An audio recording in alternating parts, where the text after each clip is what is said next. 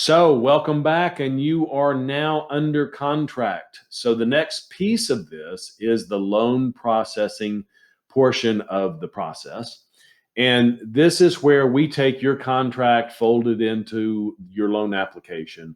We start running through all of the finer details about your income and your assets, tax returns, things like that, making sure that everything matches up, and we submit that into our underwriting process. So an underwriter is somebody who does the matching of those details to the loan guidelines and offers an approval of the loan. Part of this process, if we go all the way back to video one, is the collateral. We have to value the collateral. And so that comes through as a part of the appraisal process. As lenders, we order the appraisal on your property, and that appraiser is a licensed person who is trained extensively to evaluate real estate. And so they go out and do a physical inspection of the home most of the time. It's a little bit different in our current environment. We're doing some desktop appraisals and some drive-by appraisals where they go by listing pictures and property descriptions. They may call the real estate agent and get some updated information. But oftentimes that's an in-person process. They measure the home, make sure that the square footage is correct, and then they value it according to recent sales in close proximity to the subject home, to your property, and take a look at values and then make adjustments to that and come up with whether or not the value matches what you're paying for it. So it's an extra kind of layer of protection both for us and for you. And as long as everything goes smoothly in that process and the property's in good condition, we're good to go. And that process sails through. The underwriter folds the appraisal into the process, and we get our final approval. Now, on the real estate side, there's typically another inspection that happens during this period of time.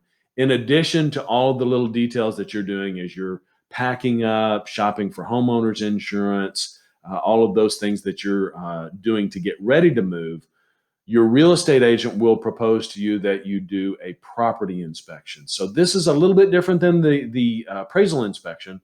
The property inspection is a contractor who has extensive history and experience in the trades, and they're trained to look for things that may be deficient in the condition of the property. So this is more of a nuts and bolts inspection of the property, whereas the appraisal is kind of a general overview and assessment of value.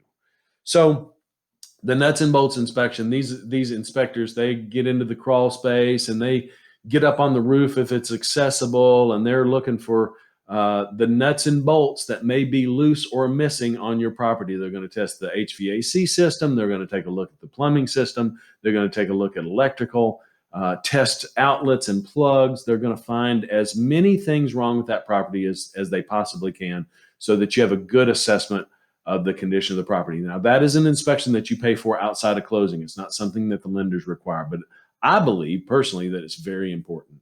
So sometimes there's also, we'll do termite inspections where you do a pest inspection.